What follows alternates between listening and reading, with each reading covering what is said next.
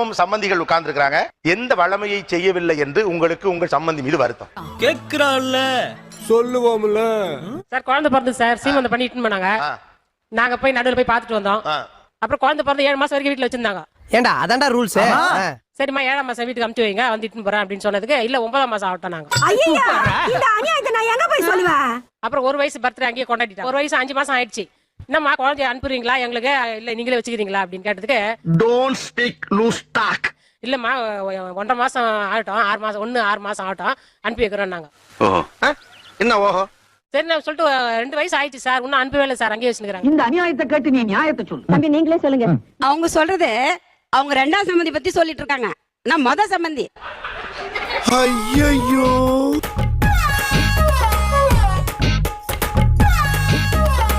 எவ்வளவு பெரிய கேவலம் தெரியுமா இது? ஐயோ என்னடா பாவம் இந்த மாதிரி ஆயிப்போச்சு. அப்படி இவங்க என்ன பதில் சொல்ல போறாங்களோ நினைச்சேன் நான். இங்க வலிக்க சரிங்க. ஃபுல்லா ஏன் மேலே போட்டா எப்படி இது? முதல் சம்பந்தி எவ்வளவுதான் தாங்குவாங்க? ஏன் சார் ஏன் என்ன கண்டாவே உங்களுக்கு ஆறா? இந்த அளவுக்கு மேல பெண்ணுடைய அம்மா கணவன் மனைவி அதாவது என்னுடைய மகன் மகளுடைய மருமகளுக்குள்ள தலையிடக்கூடாது. எது அத சொல்றதுக்கு தான்டா நான் ஆவலா இருக்கேன். நானும் அதை கேக்குறதுக்கு காத்துக்கிட்டு இருக்கேன் சார். இப்போ ஹஸ்பண்ட் ஒய்ஃப்க்குள்ள ஏதோ சின்ன தகராறு, ஏதோ சினிமா கூட்டி போறான், ஏதோ வரல, ஏதோ பிரச்சனை, சண்டைக்குள்ள இவங்க போய் இவங்க தலையிடக்கூடாது. புருஷன் 1000 பிரச்சனை இருக்கும். அத கேக்குறதுக்கு நீ யாரா எடுத்துக்கவே மாவனே?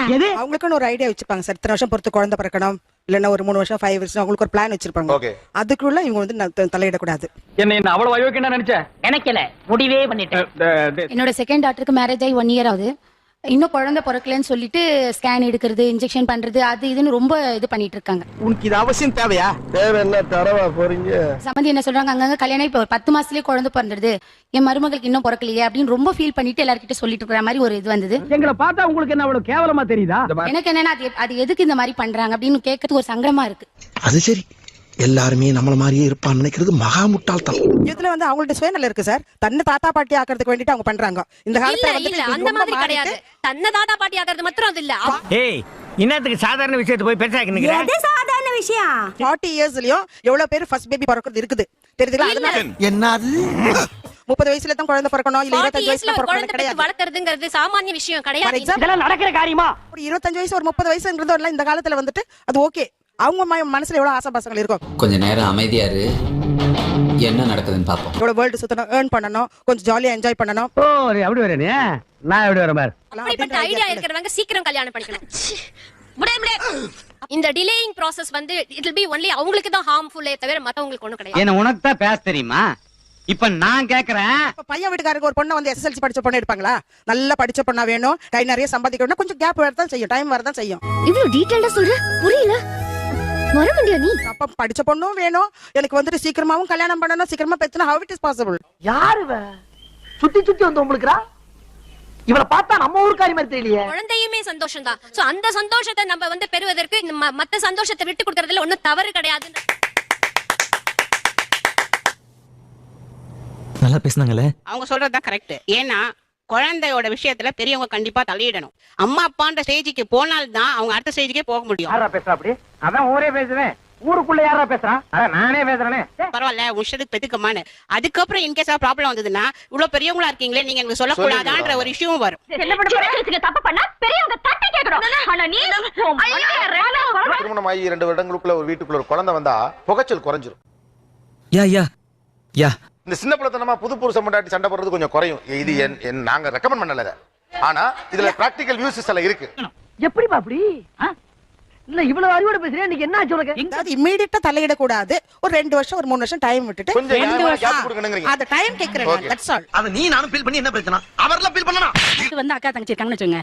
என் மாப்பிள்ள வந்து எங்க அக்கா தங்கச்சி வீட்டுக்கு என் வீட்டுக்குலாம் வரத வந்து அவங்க தடை பண்ணக்கூடாது. நம்ம எங்க இருக்குன்னு தேடி கண்டுபிடிச்சு வந்து உங்களுக்குறாங்கலையா? உள்ளூர்லயே இருந்தா போங்கன்னு சொல்லுவேன். வெளியூரா இருந்தா ஸ்கூல் லீவ் போடணும், அப்புறம் ஆபீஸ் இதாவது, அதனால வெளியூர் போகும்போதெல்லாம் வேண்டாம். டேய் இதெல்லாம் ஒரு காரணம். உங்க சொந்தம்னா வெளியூரா இருந்தாலும் போத்தானே சொல்லுவீங்க.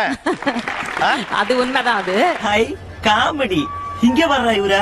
உங்க மருமகளை எந்த ஊர்னாலும் கூட்டிட்டு போயிடுவீங்க. நாங்க எங்க மருமகளை கூட்டிட்டு போக கூடாது. எங்க போகாதன்னு சொன்னா கூட கேட்டுருவாங்க. இந்த காலத்துல முன்னாடி போய் அங்கதான் நிப்பாங்க.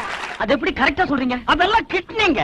நம்ம போகாதன்னு சொன்னாலும் போயிடுவாங்க. அது வேற விஷயம். ஏன் இப்படி வந்து என் கழுத்தா இருக்குறீங்க? ஆனா அது எப்படி தடுப்பீங்க? ஏதாவது சாக்கு சொல்லி தான் தடுக்கணும். எப்படி எப்படி எப்படி எப்படி எப்படி? எனக்கு உடம்பு முடியல படுத்துக்கிறேன், என்ன டாக்டர் அழைச்சிட்டு போ, நான் ரொம்ப முடியாம இருக்கேன். நடிப்புனாலும் நடிப்பு உலக மகா நடிப்புடா சாமி. ஏதாவது சொல்லி தடுத்து பார்க்கலாம், ஆனா நிறுத்த முடியாது சார்.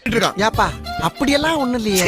ஆக்சுவலா பொண்ணு வீட்டு சைடே பையன் கொஞ்சம் அவங்க வீட்டு கல்யாணத்துக்கு போறது, அங்க போய் 3 நாள் தங்குறது, இது மாதிரிலாம் பண்ணா உங்களுக்கு என்ன பயம் வரும்? இது நாள் வரைக்கும் என் பிள்ளை என்கிட்ட சொல்லாம எங்கேயுமே போனது இல்ல.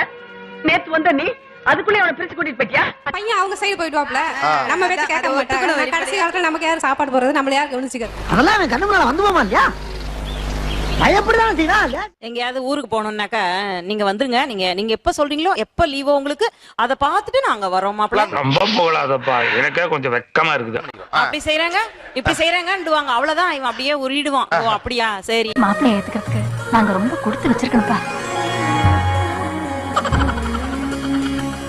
அப்புறமா தான் நியூஸே எனக்கு வரும், இது மாதிரி போலான்னு இருக்கேன் அப்படின்னுவான். அப்ப டிக்கெட்லாம் நான் அதை முன்னாடியே புக் பண்ணிட்டேன். அது எதுக்கு இப்ப சொல்றது?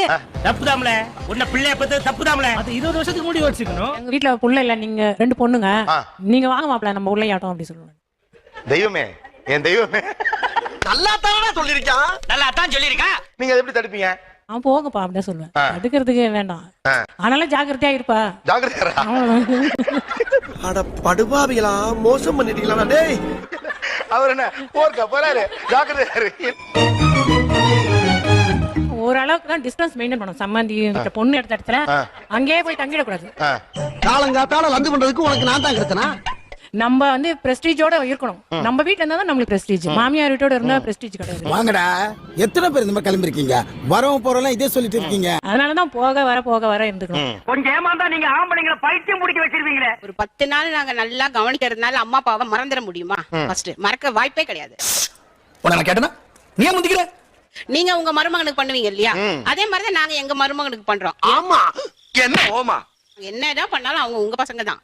ஃபர்ஸ்ட் அந்த கான்ஃபிடன்ஸை வெச்சுக்கோ. Super pass. சூப்பர்ண்ணா, நீ சொன்ன மேட்டர்ல பயங்கர டெப்த் இருக்குதுண்ணா. நான் என்ன பண்ணாலும் ஓம் புள்ள தான். லாப்பாயிண்ட் பேசி ஆப் பண்ணிட்டு போயிட்டானே. மேற்கொண்டு ஒரு கொட்டு குட்டி குழப்பி விட்டு போயிட்டா. எப்பவுமே பொண்ணு வீட்டுல பாத்தீங்கன்னா, பொண்ணு நம்ம வீட்டுல வளர்றப்ப நம்ம சொல்லுவோம், நீ இப்படி என்கிட்ட ஏய்க்கிற, ஒண்ணும் பண்ண மாட்டேங்கிற, செய்ய மாட்டேங்கிற. நான் ஹெல்ப் பண்ணப்படாது. நீ கேட்கலையே. கேட்டா தானா? எஸ். நாளைக்கு போய் உன் மாமியார் வீட்டுல நிக்கிறப்போ உன் மாமியார் இருக்காரு, என்ன புள்ள வளர்த்துருக்கான்னு என்னையே தான் திட்டுவாங்க அப்படின்னு நீங்க அடிக்கடி சொல்லுவீங்க இல்லையா? ஆமா, நீ என்ன பிள்ளை வளர்த்திருக்க? எப்ப பார்த்தாலும் சிலித்தனமா பேசி அசிங்கப்படுத்துறானே. பொண்ணை இப்படி வளர்த்திருக்கியே அப்படின்னு சம்மந்தி கேட்டுருவாங்களேன்னு எல்லாருக்கும் பயம் இருக்கு. ரைட்டா? இப்ப அதான் கேள்வியே. இது பளிச்சுன்னு கேட்க வேண்டிய கேள்வி தம்பி, பயப்படாம கேளுங்க. பொண்ணு இப்படி வளர்த்திருக்கியே அப்படின்னு கேட்க நினைச்சா இந்த ஒரு விஷயம், அது என்னது? சடா பின்ன மாட்டேங்குதுங்க, ஃப்ரீ ஹேர் தான் விட்டுருக்காங்க. ஏன் உன் மருமகன் மைசூர் மகாராணியா? எனக்கு அவளுக்கு பூ வச்சு பார்க்கணும்னு ஒரு ஆசை. அந்த பூவை பொங்கல் அன்னைக்கு கொடுத்தாலும் ஸ்லைட் போட்டு கொடுத்தா அடுத்த நிமிஷம் காணும் சார். சார், 1 கோடி ரூபாய் கொடுத்தா சார் அந்த வேலையை நான் செய்ய மாட்டேன் சார். சடா பின்னி விட போறேன்னு டெய்லி சொல்லிட்டே தான். அது முடியாது அத்தை, நான் அது மாதிரி பண்ணிட்டேன் அப்படி சொல்லுவான். பட்டணத்துல வளர்ந்ததுனால இந்த மண்ணோட மகிமை என்னன்னு உனக்கு தெரியல. முடியாத மாதிரி அவங்க மாத்திட்டாங்க. அவங்க மாத்திட்டாங்க, ஸ்ட்ரைட் ஹேரிங் பண்ணிடுறாங்க. சும்மா கத்தாதீங்கப்பா. அமெரிக்கா, ஜப்பான், சைனாவில் எல்லா நிமிஷம் ஃபேஷன் சேஞ்ச் ஆகிட்டே இருக்கு. சார், என் மருமக வந்து எல்லாருக்கும் அலங்காரம் பண்ணி பார்க்கணும், ட்ரெஸ் பண்ணி பார்க்கணும், நகைப்பட்டுக்கணும். ஆனா தான் சிம்பிளா இருப்பா, எதுவுமே அவளுக்கு பிடிக்காது. இதெல்லாம் எனக்கு பிடிக்காது. எனக்கு நிறைய கடமைகள் இருக்கு. ஆனா வீட்டு வேலையை விழுந்து உட்காந்து செய்வாங்க. காலையில இருந்து ஆபீஸ் போவா, போயிட்டு வந்து நைட்டும் 11 மணி வரைக்கும் செய்வா. அதுதான் அவள்கிட்ட இருக்கிற அந்த குறை. நீங்க என்ன வேலை கொடுத்தாலும் இந்த ஏகாம்பரம் சின்சியரா சீரியஸா செய்வான் சார். 2 குழந்தைங்களும் அவ்வளவு உயிரா இருக்கும் என்கிட்ட. பாட்டி தான் வேணும் வில்லிவாக்கத்துக்கு வரேன்னு. ஆனா நானும் போக கூட அந்த குழந்தைங்களும் வரக்கூடாதுங்கிறாங்க. என்னடா அது அநியாயமா இருக்கு. ஏன் அப்படி செஞ்சாங்க? சூழ்நிலை உங்கள்ட்ட நேரா சொல்லிருக்கலாம், அல்லது அவங்க இந்த வார்த்தையை சொன்னதாக நீங்க கேள்விப்பட்டிருக்கலாம். இந்த வார்த்தையை சொல்லிவிட்டாங்க, கொஞ்சம் வருத்தம். என்ன வார்த்தை? ஆக மொத்தம் என் குடும்பத்துக்கு கும்பாபிஷேகம் நடத்தலாம்னு முடிவு பண்ணிட்டேன். இது சாய்ஸ்ல? இந்த கேள்வி சாய்ஸ்ல விட்டுடலாம். இந்த கேள்வி சாய்ஸ்ல விட்டுடலாம். Super, okay, fine. எல்லாம் ஜோரா ஒரு முறை கையை தட்டுங்க.